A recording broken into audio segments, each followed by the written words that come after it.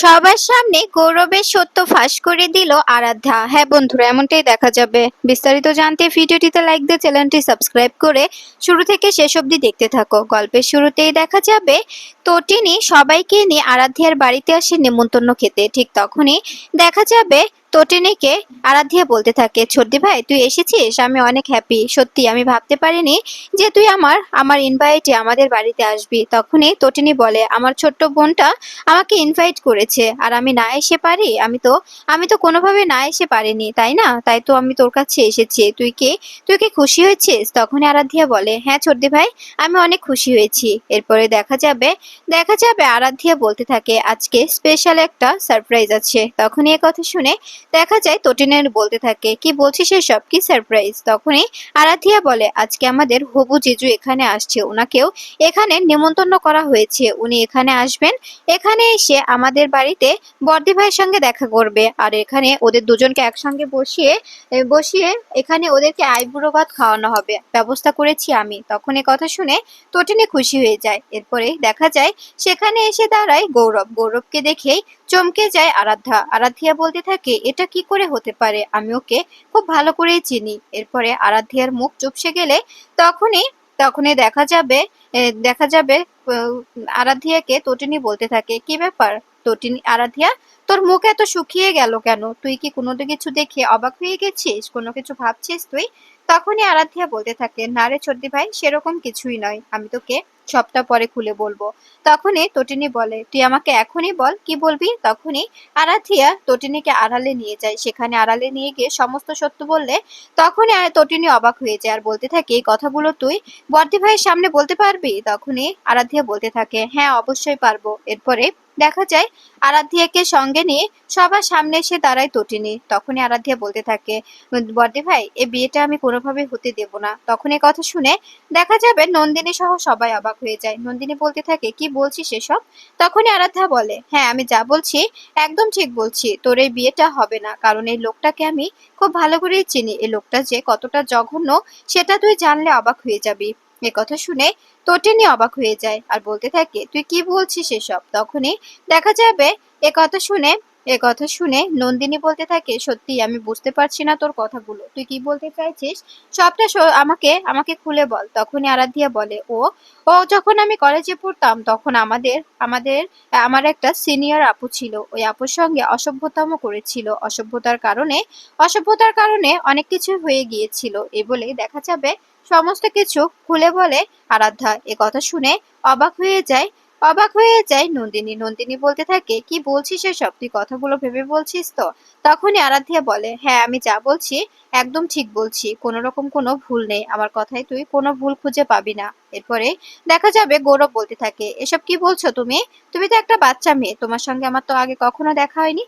তখনই আরাধ্যা বলে, ন্যাকামো করবেন না, আমি আপনাকে খুব ভালো করেই চিনি। আপনি একজন একজন বিজ্ঞাপন বিজ্ঞাপন সংস্থায় আপনার আছে, তাই না? আপনি বিজ্ঞাপন সংস্থা চালান। এছাড়াও আরো অনেক কিছু আছে যেগুলো শুনলে সবাই অবাক হয়ে যাবে। এরপরে দেখা যাবে এ কথা শুনে তটিনী বলতে থাকে, কি বলতে চাইছিস তুই, সবটা বলতো।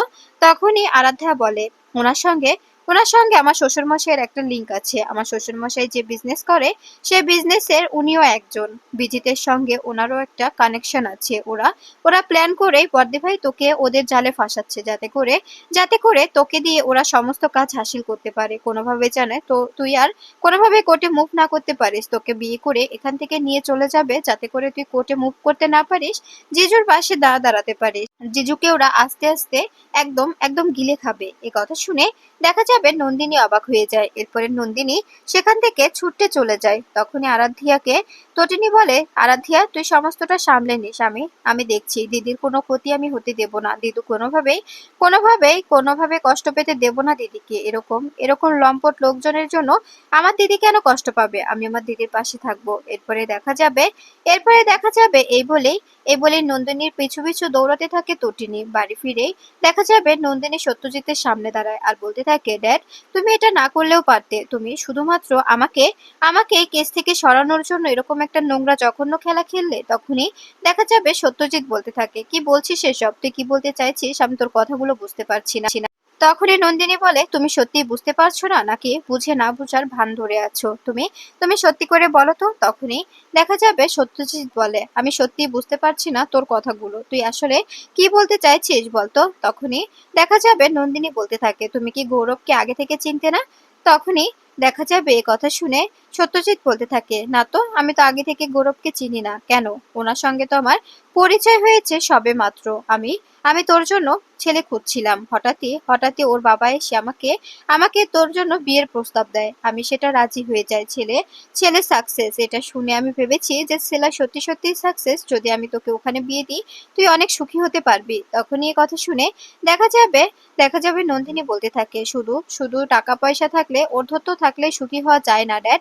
সেটাও বুঝতে হয় যে শুধু টাকা পয়সা আর অর্ধত্ব দিয়ে যদি সুখ এনে দেওয়া যেত তবে সবাই সুখী হতো, কেউ আর অসুখী হতো না। এ কথা শুনে তখন সত্যজিৎ বলে, এটা ঠিক, কিন্তু কিন্তু আমি বুঝতে পারছি না আসল ঘটনাটা কি হয়েছে যার কারণে তুই এতটা রেগে আছিস। তখনই নন্দিনী বলে যে ও একটা চরিত্রহীনা ছেলে, আর ও ও একটা বিজ্ঞাপন সংস্থা চালায়। এটা ওর শুধুমাত্র একটা উপরে উপরে দেখানো নাটক, কিন্তু ও যে এই তোমাদের এই নোংরা জঘন্য বিজনেসের একজন, সেটা তো তুমি বলনি। তখনই এ কথা শুনে দেখা যাবে সত্যজিতের মুখ বন্ধ হয়ে যায়। তো সত্যজিৎ বলতে থাকে, বিশ্বাস কর, আমি এই ব্যাপারে কিছুই জানতাম না। তখনই দেখা যাবে নন্দিনী বলতে থাকে, আমি জানি তুমি সমস্তটাই জানতে। আচ্ছা বাবা, আমরা তো তোমাকে তোমাকে এই কেস থেকে বের করে আনার চেষ্টা করছি, তারপরেও তুমি কেন নিজেকে নিজেকে এই কেসে জড়িয়ে ফেলছো? তখনই এ কথা শুনে দেখা যাবে সত্যজিৎ বলতে থাকে, তোরা বুঝতে পারছিস না, আমি নিজেকে এই কেসে জড়িয়ে ফেলছি না। আমি নিজেকে এই কেসে জড়িয়ে ফেলছি না, কারণ এই কেসটাই আমি নিজে আগে থেকে জড়িয়ে আছি। তখনই এ কথা শুনে তটিনী বলে, তাই বলে ড্যাডি তুমি এভাবে নোংরা খেলাটা খেললে? তোমার জামাইকে কেস থেকে সরিয়ে দেওয়ার জন্য, তোমার বড় মেয়েকে কেস থেকে সরানোর জন্য এরকম একটা নাটক, ওর জীবনটা নিয়ে তোমরা খেলা খেলতে চাইছিলে? তোমরা একবারও ভাবোনি ওর জীবন নিয়ে। তখনই দেখা যাবে সত্যজিৎ নন্দিনীর সামনে হাত জোড় করে কাঁদতে থাকে আর বলতে থাকে, আমাকে ক্ষমা করে দিস। আমি আমি নিজেকে বাঁচানোর জন্য, আর আমি ভেবেছি যে আমি নিজেও বাঁচবো আর তুইও অনেক সুখী হতে পারবি, তাই আমি এই সিদ্ধান্তটা নিয়েছিলাম। এছাড়া আর কিছুই নয়। তুই যদি আমাকে ভুল বুঝিস, সত্যি আমি এটা মেনে নিতে পারবো না। তখনই দেখা যাবে দীপালি বলতে থাকে, তাই বলে তুমি এত বড় একটা নোংরা জঘন্য কাজ করবে? আমি তো ভাবতেও পারছি না। আমি তো ভেবেছিলাম হয়তোবা তুমি যেভাবে বলেছিলে আমাকে, সত্যিই মনে হয় তুমি তোমার মেয়েকে নিয়ে অনেক পজিটিভ। তখনই দেখা যাবে এ কথা শুনে এ কথা শুনে দেখা যাবে সত্যজিৎ মুখার্জি মাথা নিচু করে থাকে আর পরশুরাম বলে ওঠে, আমি জানতাম এমন কিছু একটাই হতে চলেছে। আমাকে আমাকে ছোট করার জন্যই এমন কিছু একটা করা হচ্ছে। তখনই দেখা যাবে বলরাম বলতে থাকে, কি বস, আমার কথাটা ফলে গেল তো? আমি যে কথাটা বলেছিলাম সেটা এবার সফল হলো তো? আমার কথাটা মিথ্যে নয়, এবার বুঝতে পারছো তো তুমি? তখনই পরশুরাম বলতে থাকে, হ্যাঁ রে, আমি তোর কথাটা বুঝতে পারছি। আমি বুঝতে পারছি যে আমি ভুল ছিলাম, তুই নিজেই ঠিক ছিলি। এরপরে দেখা যাবে এ কথা শুনে তখন তখন সত্যজিৎ বলতে থাকে, আমাকে ক্ষমা করে দাও জামাই, আমার ভুল হয়েছে, আমাকে ক্ষমা করে দাও। সত্যি সত্যি আমি আমি অন্যায় করেছি, যে অন্যায়ের কোনো রকম কোনো ক্ষমা হয় না। এরপরে দেখা যাবে এ কথা শুনে তখন বলরাম বলতে থাকে, আপনি আপনি আপনার নিজের পিঠ বাঁচাতে নিজের মেয়ে, দুটো মেয়ে, নিজের নিজের ছেলে মেয়ে সবাইকে বিসর্জন দিতেও দুবারও ভাবেননি। ওদের সবাইকে আপনি এমনভাবে তীক্ষ্ণ করেছেন, বুঝতে পারছেন না যে ওদের জীবন নিয়ে আপনি ছেলেখেলা করছেন। তখনই এ কথা শুনে দেখা যায় সত্যজিৎ পরশুরামের কাছে হাতজোড় করে বলতে থাকে, কিন্তু কিন্তু এটা সত্যি যে আমি নিজে সত্যি তোমাকে আমার বিজনেসটা বুঝে দিতে চাই। তুমি আমার বিজনেসটা বুঝে নাও বাবা, আমি আর পারছি না। তখনই পরশুরাম বলে, এটা কখনোই সম্ভব না, কখনোই আমি আপনার বিজনেসে জয়েন করতে পারবো না, কখনোই না। আপনার বিজনেসটা আপনাকে সামলাতে হবে। আমার কখনো আপনার কোনো কিছুতে লোভ ছিল না, কোনো কিছুতে আমি নিজেকে লোভী মনে করিনি। আমি কখনো চাইনি যে আমি অন্যের কিছু নিয়ে বাঁচার স্বপ্ন দেখবো। আমি সবসময় নিজেরটুকু নিয়ে বেঁচে থাকার চেষ্টা করেছি। আমার ছেলে মেয়েদেরও আমি সেটাই শিক্ষা দিয়েছি যে কখনো অন্যের কিছু দেখে নিজেরা আফসোস করতে নেই। তখনই এ কথা শুনে দেখা যাবে দীপালি বলতে থাকে, সরি বাবা, আমি বুঝতে পারিনি ওরা যে এরকম একটা প্ল্যান করেছে। সত্যি আমি জানতাম না, আমি না জেনেই তোমাকে ফোর্স করেছিলাম, তোমাকে আমি রিকোয়েস্ট করেছিলাম, আমাকে ক্ষমা করে দিও। তখনই পরশুরাম বলতে থাকে, এর কোনো সমস্যা নয়, আমি জানি যে আপনি একদম ইনোসেন্ট, আপনি কোনোভাবেই কিছু জানতেন না। তখনই দেখা যাবে নন্দিনী নিজের ঘরে চলে যায়, সেখানে গিয়ে কাঁদতে থাকে আর বলতে থাকে, সত্যি সত্যি কেউ আমাকে সেভাবে ভালোবাসে না, সবাই নিজের স্বার্থের জন্যই আমাকে ব্যবহার করে, এমনকি আমার নিজের পিতাও আমাকে ব্যবহার করতে চেয়েছিল, আমার নিজের নিজের পিতা আমাকে ব্যবহার করেছে। এরপরে দেখা যাবে এদিকে এদিকে কর্ণ চ্যাটার্জি আরাধ্যাকে বলতে থাকে, এটা তুমি কি করলে, তুমি তুমি এটা কি করলে, সবার সামনে কেন এই সত্যটা প্রকাশ করলে? তখনই এ কথা শুনে আরাধ্যা বলতে থাকে, কেন প্রকাশ করব না, যেটা সত্যি যেটা ফ্যাক্ট সেটাই তো প্রকাশ করেছি, এটাই তো সত্যি তাই না? তাই আমি এই কথাটা সবার সামনে বলেছি। আপনারা তো প্ল্যান করে এই বিয়েটা সম্পূর্ণ করতে চেয়েছিলেন, যাতে করে বর্দি ভাই আর জামাইবাবুর মধ্যে কোনো একটা গন্ডগোল সৃষ্টি করতে পারেন, ওদের মধ্যে ঝামেলা সৃষ্টি করে বর্দি ভাইকে শ্বশুর বাড়িতে পাঠিয়ে দেবেন আর জামাইবাবুকে জেঠুমনির বিজনেসে ঢুকিয়ে দিবেন, যাতে করে ওরা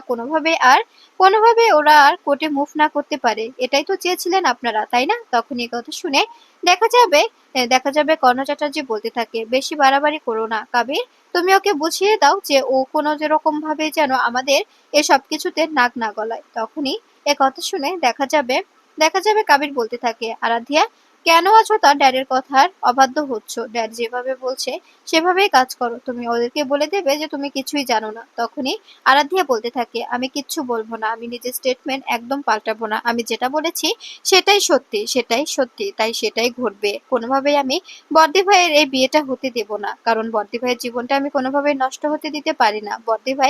বর্দি ভাই অনেক ভালো, ওকে যদি কোনোভাবে কষ্ট দেওয়া হয় সে কষ্টটা আমরাও পাবো, কারণ বর্দি ভাই একদম সহজ সরল। তখনই দেখা যাবে কর্ণ চ্যাটার্জি বলতে থাকে, তুমি কি নিজের সংসারটা হারাতে চাও? তখনই দেখা যাবে এ কথা শুনে আরাধ্যা বলতে থাকে, অনেক আগেই আমি আমার সংসারটা হারিয়ে ফেলেছি, আমি আর কোনো কিছু হারানোর ভয় পাই না। আপনারা ইচ্ছে জোর করে আমাকে এ বাড়িতে এনেছেন, আমি চাইনি এ বাড়িতে আসতে, আপনারা আমাকে হাত জোর করে হাত পা ধরে এ বাড়িতে এনেছেন, আমি আসিনি, এ কথাটা মাথায় রাখবেন। তখনই কর্ণ চ্যাটার্জি চুপ হয়ে যায়। এরপরে কাবির বলতে থাকে, আমি বুঝতে পারছি না যে তোমরা আসলে কি চাইছো। আরাধ্যা, এখনো সময় আছে, সমস্ত কিছু ঠিকঠাক করে নাও, তুমি কিন্তু বাড়াবাড়ি করছো, তুমি ভুলে যাচ্ছ যে তুমি একজন তুমি একজন অন্যদিকে কথা বলছো, তুমি আমার ওয়াইফ হয়ে আমার বিরুদ্ধে কথা বলছো, যেটা আমি মেনে নিতে পারছি না।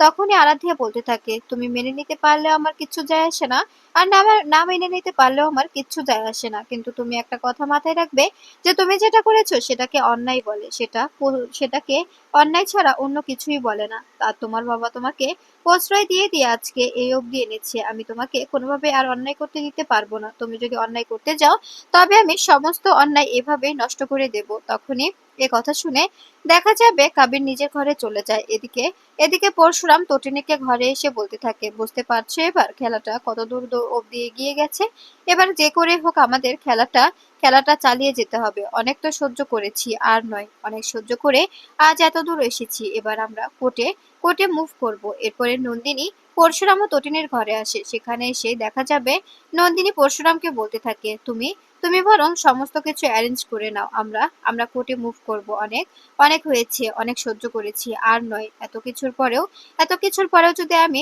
চুপচাপ থেকে যাই তবে এটাকে হার মানা বলে।